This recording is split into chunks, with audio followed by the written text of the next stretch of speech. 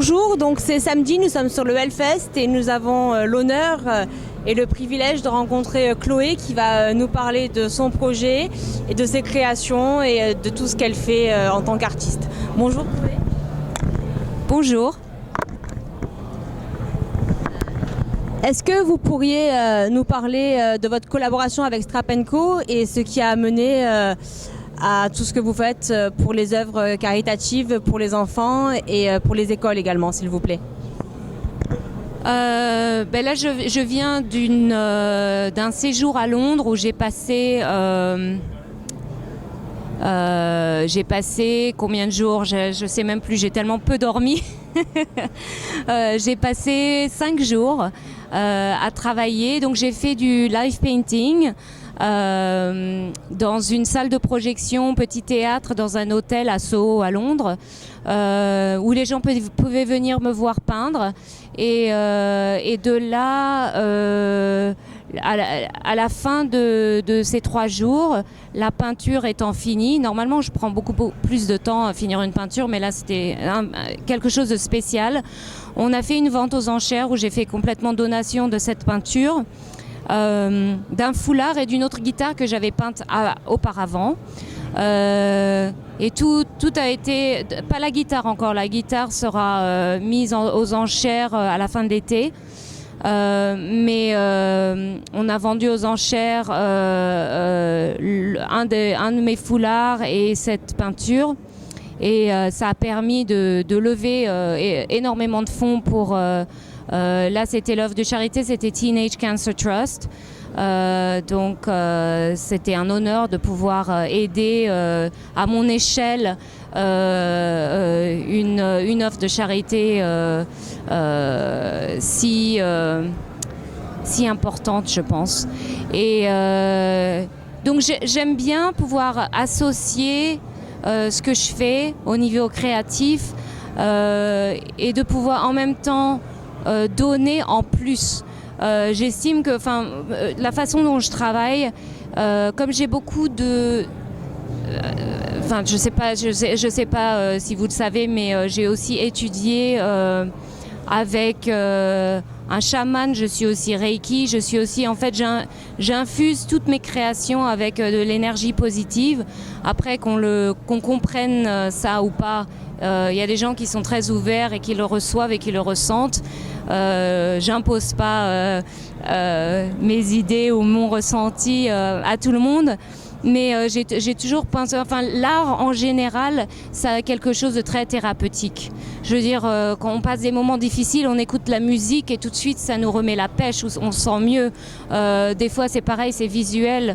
J'ai des gens, et ça m'est arrivé à moi aussi, qui regardent mes peintures ou moi qui regarde des œuvres d'art de quelqu'un d'autre et tout de suite, ça m'inspire ou ça me place dans un univers un peu qui aide à je cherche mes mots en français, ça c'est les 15 heures de sommeil max pendant les 5 dernières journées. Mais je trouve que l'art en général, on a vraiment besoin, c'est quelque chose de très important. Donc de pouvoir associer en même temps, de temps en temps quand je fais des créations, de pouvoir donner, et là au niveau plutôt monétaire, mais de pouvoir donner pour des œuvres de charité, c'est toujours un honneur et un plaisir. De la même façon, j'ai fait des sangles de guitare, voilà, et les ventes de ces sangles de guitare vont pour une association qui s'appelle Musicians Without Borders, qui est basée à Amsterdam et qui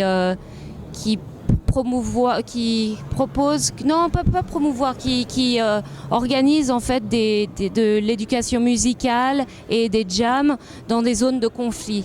Ce qui est très important parce que quand on vit dans des zones de conflit ou de guerre, de traumatisme quotidien ou de peur, la musique c'est très important. Pareil pour l'art, c'est vraiment, comme j'ai dit, c'est très thérapeutique. C'est thérapeutique pour moi qui crée, mais pour ceux qui reçoivent aussi. Donc voilà, c'est de cette façon. Je peux parler encore, mais je pense que c'est de pouvoir joindre ça et de pouvoir aider, c'est toujours quelque chose qui fait partie, que j'aime faire partie de mon travail. Vous avez anticipé sur les questions suivantes que je voulais vous poser. Je voulais vous demander justement ce qui vous inspirait et ce qui était le plus important pour vous dans l'art. Donc on a compris qu'il y avait beaucoup de partage, de générosité, de cœur et de ressenti. Malgré ça, est-ce que vous pourriez nous faire une petite précision sur ce qui vous influence lorsque vous créez? Quelles sont vos inspirations peut-être ou vos références? Mon processus de création, c'est comme une méditation en fait.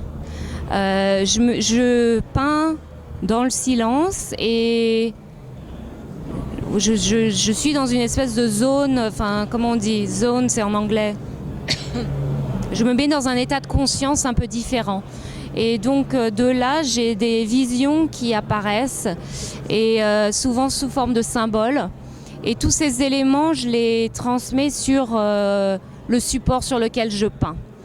Et de la même façon, au niveau musique, de temps en temps, je suis en train de peindre. Et comme je suis dans le silence, j'ai des mélodies qui me viennent. Donc du coup, alors merci la technologie aujourd'hui, je peux enregistrer tout de suite mes idées sur mon téléphone. Et comme ça, je peux continuer à peindre. Ou des fois, c'est des mots qui me viennent, donc je vais écrire, je vais prendre quelques notes en même temps que je peins. Tout ça, c'est quelque chose d'assez spirituel, je vais dire. Donc, l'inspiration, en fait, vient... en fait, c'est quelque chose qui vient... que je capte de quelque part dans l'espace. En fait, l'information est là. Et je me centre et ça vient. Voilà, c'était la question. Avec le manque de sommeil, des fois, qu'est-ce que... C'était ça la question, je crois, bien sûr. Okay. Donc en fait, vous, le côté artistique, vous le vivez au quotidien, ça fait partie de vous. Il s'avère également que dans votre famille, aussi bien votre époux que votre fils sont des artistes. Et votre fille également. Et alors comment ça se passe au quotidien, à la maison, quand on est une famille d'artistes complets et que chacun a sa voie d'expression? Comment on gère ça au quotidien en fait? Moi, je trouve ça génial.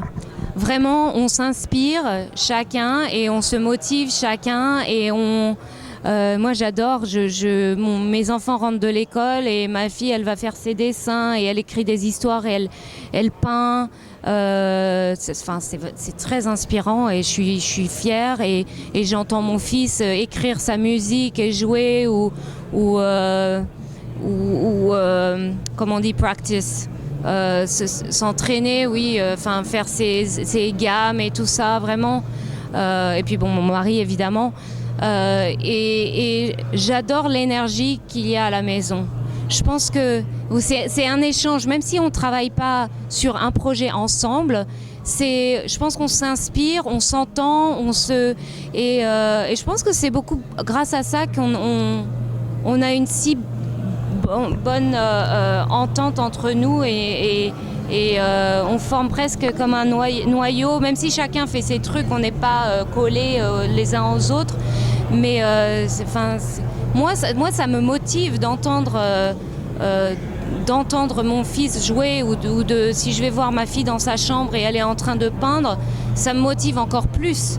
Et je suis fière d'avoir des enfants qui puissent me motiver comme ça et qui sont aussi créatifs et voilà, et investis dans leur passion en fait. Donc voilà. Merci beaucoup. Qu'est-ce que vous voudriez dire aux gens qui vous découvrent aujourd'hui à travers cette interview, mais aussi qui vous connaissent, qui vous suivent et qui vous supportent? Qu'est-ce que vous souhaiteriez leur adresser comme message?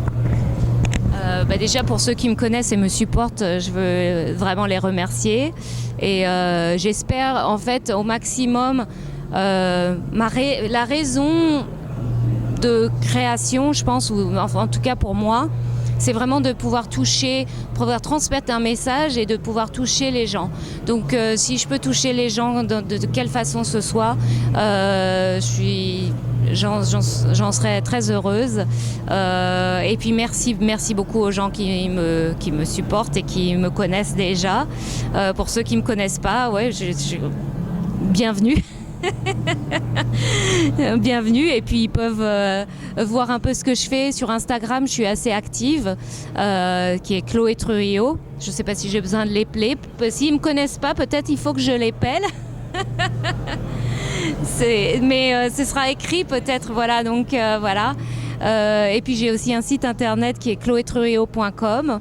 Et là, vous pouvez découvrir tout mon univers et toutes mes créations sous un même toit. Et voilà.